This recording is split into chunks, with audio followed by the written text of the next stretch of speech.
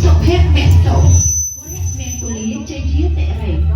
រះពុទ្ធសករាជព្រះសាសនាអតិកន្តកន្លងទៅហើយបាន2568ត្រឹមថ្ងៃអាទិត្យ15កើតខែពិសាខលុះដល់ថ្ងៃច័ន្ទ1រោចខែពិសាខឆ្នាំអាសាញ់សពស័កតទៅចូលពុទ្ធសករាជ2569និងកណនីទីពេលនោះព្រះអាទិត្យចេញពីវិន័យឥសីទៅថាទៅឯមេសឥសីតាមផ្លូវគោវិថីគឺផ្លូវកណ្ដាលមានទេវធីតាមួយព្រះអង្គជាកកនិធិការព្រះនាមគោរិកៈទេវី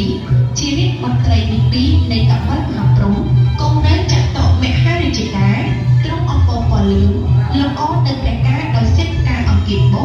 អភរណៈកាយពុត្តាហោសហាទ្រង់តេលំប្រេងព្រះហោស្ដាំទ្រង់ព្រះខ័នព្រះហោឆ្វេងទ្រង់ឆេច្រត់ទ្រង់កោតទុំបាត់ព្រះនេតលើខ្នងស្ដេចព្យាស្ដេចខ្លាជាយានពីហណៈទៅនាំអត់ទេវបុត្រទេវធីតាទាំងពុសាកោហោះទៅកាន់គុហាកៃធម្មមេលីមានទីភ្នំកៃឡាស់ខេត្តហេមពាន្តជាទីតម្កល់ទុកនៅព្រះសិរសាកបិលមហាព្រហ្មដែលតម្កល់លើពីនេះនាំមកដល់ខេត្តប្រទក្សិណក្នុងព្រះសុមេរុរាជដែលព្រះវិស្វកម្មទេវបុត្រនិមិត្តថ្វាយដើម្បីបន្ទោបងអបមង្គលឲ្យជ្រះស្រឡះហើយចម្រើននូវសិរីសួស្តីជ័យមង្គលជន់និយុយិនយូដល់ទេវតានិងមនុស្សផងទាំងឡាយតាំងពីឆ្នាំថ្មីចូលមកនេះបានទូលំទូលាយសុខសេនសានតរៀងទៅថ្ងៃច័ន្ទ200ខែចែកត្រូវនៅថ្ងៃទី14ខែមេសាគ្រិស្តសករាជ2025វេលាម៉ោង4:48នាទីទីភ្លឺជាថ្ងៃចូលឆ្នាំវរៈមហាសង្ក្រាន្តថ្ងៃអង្គារ300ខែចែកត្រូវនៅថ្ងៃទី15ខែមេសាគ្រិស្តសករាជ2025ជាថ្ងៃវរៈវណ្ណបតថ្ងៃពុធ400ខែចែកត្រូវនៅថ្ងៃទី16ខែមេសាគ្រិស្តសករាជ2025វេលារតនត្រ័យនឹងទទួលស្វាគមន៍ទេវបុត្រទេវធីតាឆ្នាំថ្មី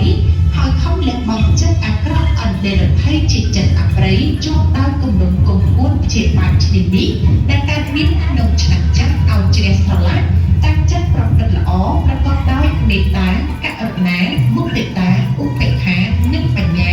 ធ្វើបុណ្យសុខទានតាមប្រពៃណីរក្សាសីល5ឲ្យបានជាប់ជានិច្ចនោះទេវតានឹងឲ្យពរសពសាធុការលោកអ្នកនឹងមានសិរីសួស្តីសុភមង្គលវិបុលសុខគ្រប់ប្រការតាំងពីឆ្នាំថ្មីនេះតរៀងទៅcòn nó đã tạm lắm quá còn nặc thốn là tạm không tạm không đến tạm phim chung không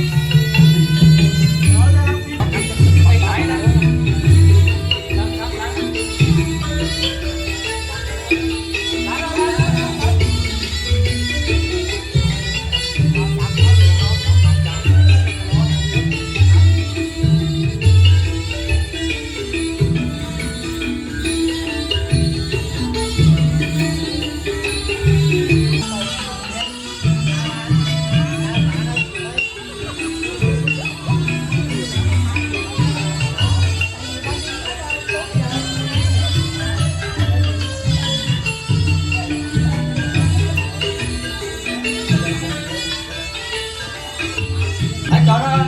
ngọt rồi không? Sắp nó bự rõ mà chặt một chứ. Bự rõ mà.